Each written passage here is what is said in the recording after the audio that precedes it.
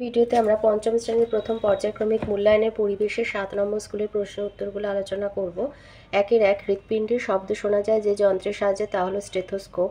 1-2 ORS বানাতে কোনটি লাগে? নুন, চিনি এবং জল। 1-3 রক্তাল্পতার কারণে নখটা ফ্যাকাশে হয়ে যেতে পারে। নখের মাঝখানটা চামচের মতো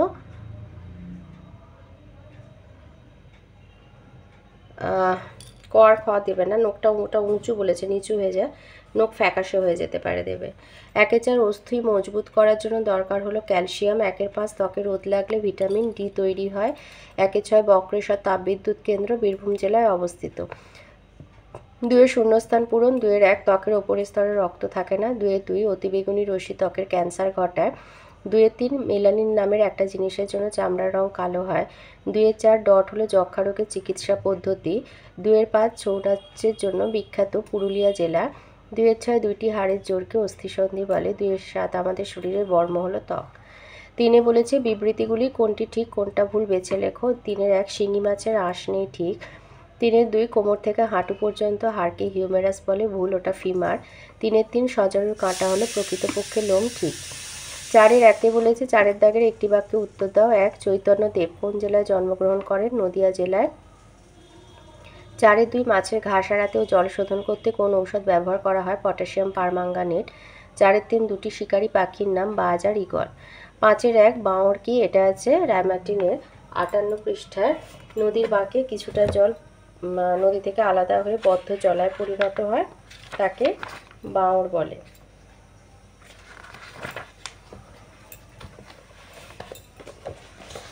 নদী বাঁকের কিছুটা অংশ নদী থেকে আলাদা হয়ে বদ্ধ জলাভূমিতে পরিণত হয়, এই জলাভূমিকে বাঁওড় বলে। 5-2 কি করে বোঝা যায় যক্ষা হয়েছে? এটা আছে রায়মার্টিনের 34 পৃষ্ঠায়।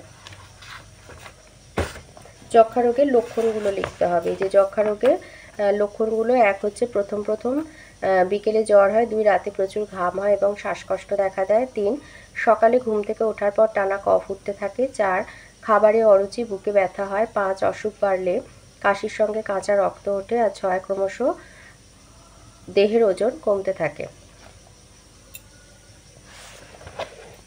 5-4 দিয়েছে তরাই অঞ্চল কাকে বলে?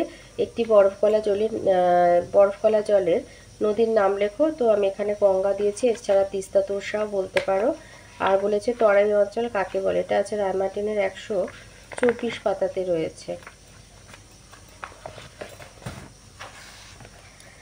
নিম্ন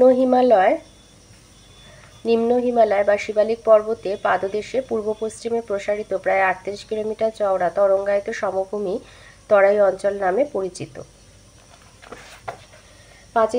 5 বলেছে ম্যানগ্রোভ অরণ্য কোথায় আছে? ম্যানগ্রোভ অরণ্য আছে সুন্দরবনে। আর এই ম্যানগ্রোভ গাছের বৈশিষ্ট্য, এটা আছে রায়মার্টিনের 119 পৃষ্ঠাতে।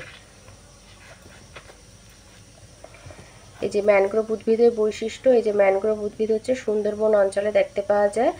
আর উদ্ভিদের বৈশিষ্ট্য: 1 হচ্ছে ম্যানগ্রোভ উদ্ভিদের কাণ্ড রসালো প্রকৃতির হয়। 2 এই জাতীয় উদ্ভিদের মূলগুলি খুব দীর্ঘ প্রসারিত হয়। 3 ম্যানগ্রোভ উদ্ভিদের ঠেসমূল ও শ্বাসমূল দেখা যায়। 4 এই উদ্ভিদগুলি চিরহরিৎ প্রকৃতির হয়। 5 ম্যানগ্রোভ উদ্ভিদের জরায়ুজ অঙ্কুরোদ্গম দেখা যায়। 5-6 দিয়েছে আধুনিক যুগের একটি স্টেথোস্কোপের ছবি এঁকে দেখাও। তো এই ছবিটা এঁকে দেবে।